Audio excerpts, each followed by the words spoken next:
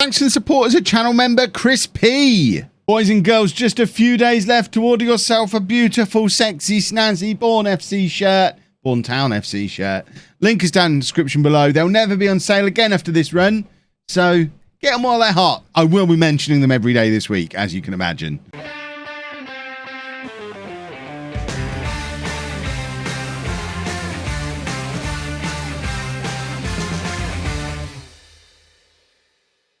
Hello and welcome to part 161 of Bourne Again. I'm Kevin. Coming up on today's episode, we have a Premier League game away against Manchester City, a top of the table clash against Manchester City, and then we're away against Real Madrid in the Champions League. Since you were last with me, our form has returned off the back of the Marseille game that we talked about in the last episode. I mean, we've only played a couple of games, but we did need penalties to get past Rotherham. But our form has returned. I won't let you change that narrative.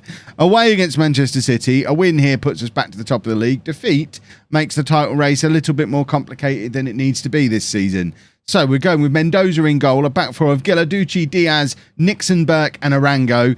Bonilla at the base of the midfield, Steinman and Binkovic ahead of him, and then Cook, Domenico and Cernajacki are our front three. If you're wondering where De Silva is, he's on holiday. He had tired legs, so he's off on a little holiday, which is fair enough because at 27 years old, he has now become Bourne's all-time record appearance holder, breaking the record previously held by Sir Alan Hardy, the first player in the history of the club to go past 200 league appearances. And we gave him a week off to celebrate.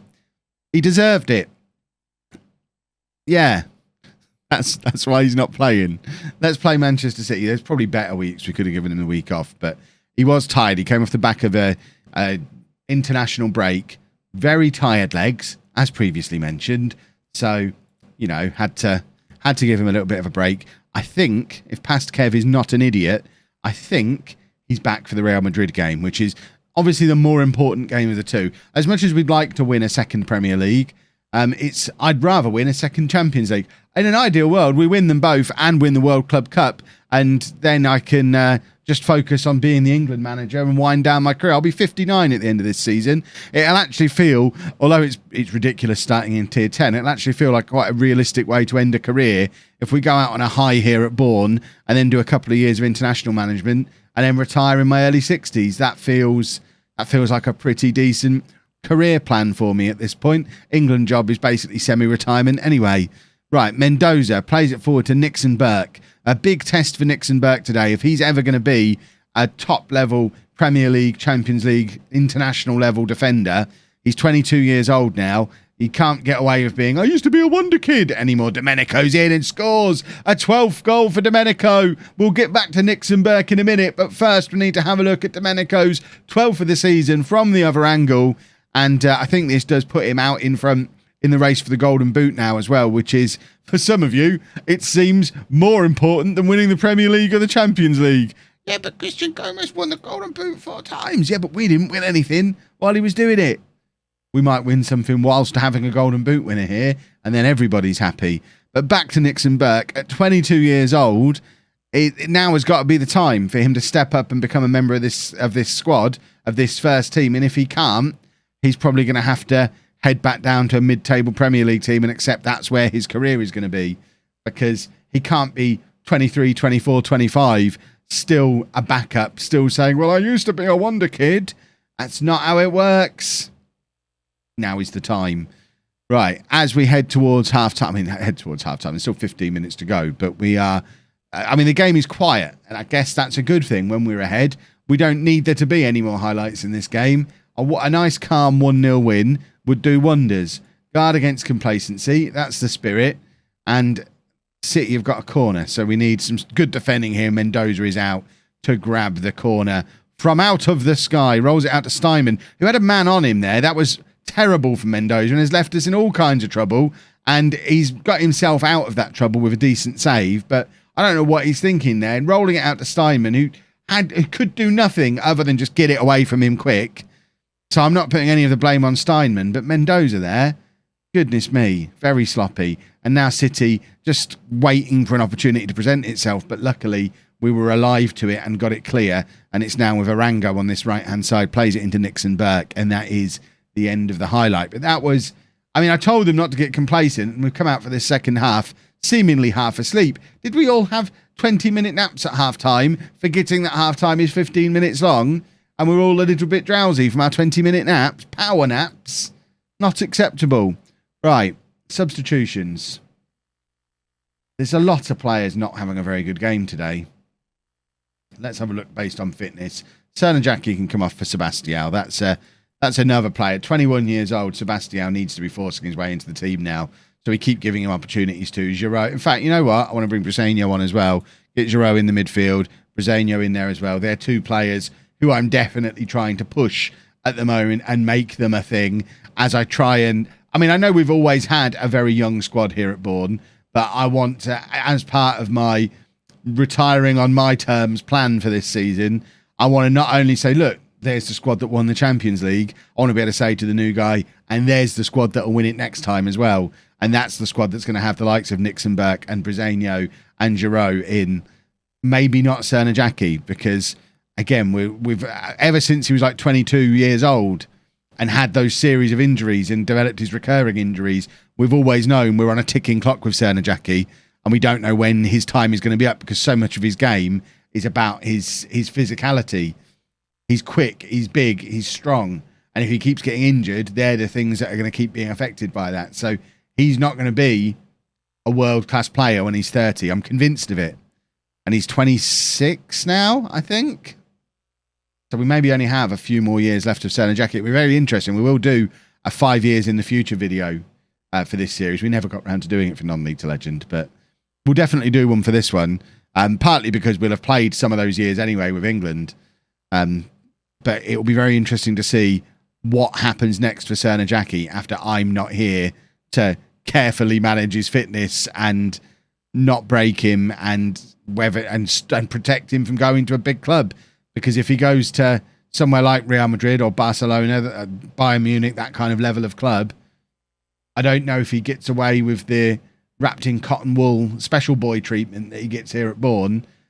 I feel like he just gets thrown into the mix, and if he gets injured, someone else can take his spot. So I'm semi worried about Cernajacki after I leave. Hopefully the worry is misplaced. Hopefully he wins the Ballon d'Or this year, and the rest of the world realises that he's incredible. After the Champions League final performance, how does that boy not win the Ballon d'Or? Right, Bonilla is now tired as well. So although we're playing Real Madrid, we are going to send him on holiday. Another little holiday. Go and have a rest. We're playing a lot of football and I'm not rotating enough, clearly, despite playing all these kids. 19 games unbeaten. Right, let's go play Real Madrid. So a couple of changes for the Real Madrid game. Da Silva does come back in at the back. Addo is replacing Bonilla, who's now off on his holidays. Addo's only fit to play 60 minutes, though, so we need to keep an eye on him. It's one of the reasons Diaz is dropped down to the bench, because I think Diaz might be the guy who drops into that role. Maybe Steinman would be the other option. But we're continuing to give Nixon Burke his opportunity, and hopefully he continues to I mean, he's not playing particularly well, but he has in his last 5 games. His last 5 games, he's in the form of his career. So we're giving Nixon Burke the opportunity to really show that now is the time for him to become part of this team. I'm determined to make him a thing by the end of this season. Right. Real Madrid have lost 2 of their last 3 games. Let's pile on the misery. Because we do need to. After that slip up against Marseille, who've been fantastic in this group. Marseille looking very likely to go on and win the group. That was absurd from Cernajacki. We've seen him do some ridiculous stuff in the Champions League, but look at this assist for Steinman here. Utterly ridiculous. Shouldn't be possible. There you go. I know where you are. Don't need to look. I'm just going to backheel it to you. Cernajacki's outstanding. He really is, I think, at this point, the greatest player I've ever had in Football Manager. And we're not even talking greatest player in relation to the team he was playing anymore. I think he's the best player I've ever had. I think he walks into any team I've ever had. And we've had some great players in his position over the years. Even this year, we've had some very good right wingers. But Cernajacki walks into the team ahead of all of them. The systems that we've had in the past that haven't used a winger, we change them to fit him. He fits into every good team I've ever had in Football Manager. He is ridiculous. Love him. Love that, man. Ado to Arango. Arango's, they're backing off him because Sernajaki's lurking, and they don't know which one of them to go to because they're both so dangerous going forward. I think rightly they've stayed with Sernajaki and let Arango run, but we've seen Arango score many times from that kind of position in the past, so it's always a risk. Arango tries to win the ball back, but ends up just passing it straight into the Real Madrid player, which is ridiculous. Marseille are now ahead against Anderlecht. As it stands, Marseille are through. I think Marseille might already be through at this point. But we would also be through, I think. Now, not so much. If we can beat Real Madrid here, we would be through on the basis of head-to-head. Because it would be a 6-point gap and they can't catch us because we'd have beaten them twice. But now they've had to go and spoil it by grabbing an equaliser and leaving all that in doubt. And making us have to work hard, making us have to go and find a way to beat Marseille, who seem unbeatable. I need to check out what's gone on with Marseille. Have they had a huge amount of investment or something? Have they been winning Ligue 1? I don't know how they're suddenly better than us and Real Madrid. Steinman to Sernajaki. Sernajaki into Lubinkovic, who's got space and options ahead of him. Finds Cook. Lovely pass into Domenico, and it's just sort of squirms wide. Their keeper did his best to try and keep hold of it, but didn't really stand a chance. But it has, luckily for him, ended up wide of the post. The corner ends up with Cook on the edge of the area, who's played it across to Lubinkovic, who again has been left in a lot of space, has a shot, but it's defended by the Real Madrid defender, believe it or not. And Ado plays it back to Nixon Burke, and the move just kind of peters out. But that was the kind of move that it felt like we probably should have got a goal from against a team like Real Madrid, because we got ourselves in some good positions there. And I'm looking at those stats thinking I'm going to be very disappointed if we go in at half-time not ahead in this game. We've had 3 clear-cut chances to their 0. We've had more shots. Yes, they've edged possession, but they've not done much with it. They've only had 1 shot on target in the whole first half so far, and they've scored from it, the pesky rascals. We'll ask for some passion. We need a goal. We need to be ahead in this game, because I don't think we're going to dominate the entire 90 minutes away against Real Madrid unless we're even better than I think we are, or they're maybe much worse than I think they are. We need to go ahead. Giladucci, cross to Sernajaki, and it's just over. Just over. That would have been a nice moment for him to grab yet another Champions League goal, but he hasn't. And we are going in at half-time, level in a game that we definitely should be ahead in. We're going to assertively say... what are we going to assertively say? If we can get a goal and make us favourites to win. I do think next goal wins it. Next goal, and the team whichever team scores the next goal is going to go on to grab a couple more and win the game, because it feels that finally poised at the moment. And I think the next goal is going to be a kick in the gut to whichever team concedes it, especially if it's us. I don't see us coming back from conceding when we've been so dominant. Come on, get the ball back. I know we've said we don't mind them having possession here because they're not threatening with it, but when we want to get at the other end and score, goodness me, is it frustrating. Steinman does well to win it back.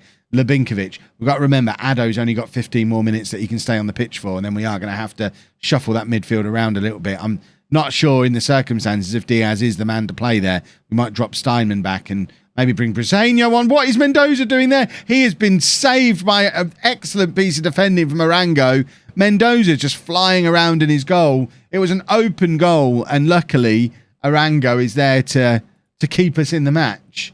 Right, Ado has to come off. I think we are going to drop Steinman back, and then Briseño is going to come on in midfield and just hopefully give us a little bit more attacking oomph. He's definitely a more attacking option in there than Lubinkovic, who got into some good positions a couple of times but wasn't able to apply the finish. I think Briseño much more likely to grab goals from those positions. Steinman plays it out to Cook. Briseño is there in a pocket of space if we can find him, but instead we go for Domenico, who scores. I thought it was the wrong choice because Domenico had 2 men on him and Briseño is open, but Domenico is so good that he's going to score anyway. Number 13 for the season now. And I mean, I do have to ask questions of Lee Cook why he's gone for the more difficult of the two there, because I mean, there's no right. Domenico has no right to score, whereas Briseño would have had an easy chance. But either way, we got the goal anyway. Lee Cook was right. Domenico's very good. Cross comes in and Mendoza this time does keep hold of it. And we now need to, we might drop back to our balanced mentality. That's terrible for Mendoza again. What is wrong with that boy? Goodness me. He's supposed to be one of the best goalkeepers in the world. He's ridiculous. Right, we're going to drop back to a balanced mentality. We're going to take off Lubinkovic, and now we are going to bring Diaz on in there, which was the original plan. I don't know that I want him as a playmaker in there. Perhaps we'll stick him in as a halfback. And we don't really have a playmaker anywhere now, though, do we? Is that much of a problem? I guess we're about to find out. But we're just going to have Diaz in there as an extra body defending. Which was, I mean, it was the original plan. Go ahead, bring Diaz on for Addo. Now we can do it. Cook is going to be the final change. Soma is going to come on this left-hand side for him. And we're going to make Soma a Raumdeuter. Because I love Raumdeuters these days. Soma got a couple of goals playing as a Raumdeuter on that left-hand side recently. Maybe that's his position. Maybe we've found out how to get goals out of him. Arango, if he's given away a penalty there, I think he's been smart enough to move the play out of the penalty area before shoving his opposition player. Why he felt the need to shove him in any circumstances, though, I'm not entirely sure. And he was definitely tussling with him inside the area. Ref's going over to the little telly. If we give away a penalty here, then we're not really set up to go and grab a winner. We're trying to defend, which we're never very good at. It's not a penalty, thank goodness. Arango's surely going to get sent off, though, because it was just a blatant push. Ref's walking over to Arango, and it's only a yellow card. I think we've been let off the hook there twice, because look how close it is. And that felt like that was taken early. But luckily, Mendoza was awake when I wasn't really prepared for the kick to come in. We've got another 5 minutes to just hold on. I'm going to drop praise, which might be the bad thing to do, the worst thing to do. Not the worst thing, a bad thing. I was right the first time. It's not thirst, it's first. I am thirsty. That's not what we're talking about now. We have made it for our Champions League group, though, I think. I'm just going to check for confirmation. Real Madrid knocked out of a group that contained Marseille and Anderlecht, knocked out after 4 games. Somebody's getting sacked. There you go. There's your confirmation. And now Cerna Jackie off on a little holiday. Of course, you can have 2 weeks. You want 2 weeks, you can have 2 weeks. All right. You only want 1 week because you're a proper hero. There you go. You go on your holiday as well. Right. Now we're through our Champions League group. I guess we can churn through some games now. And in fact, we might show the Marseille game because that's going to be the decider of who wins the group. We might come back from Marseille, and then probably the end of the transfer window will be the next 2 episodes. That seems to work for me. If you've enjoyed that, please make sure you leave a nice big thumbs up on there for me. Subscribe to the channel for daily Football Manager videos. And thank you very much for watching.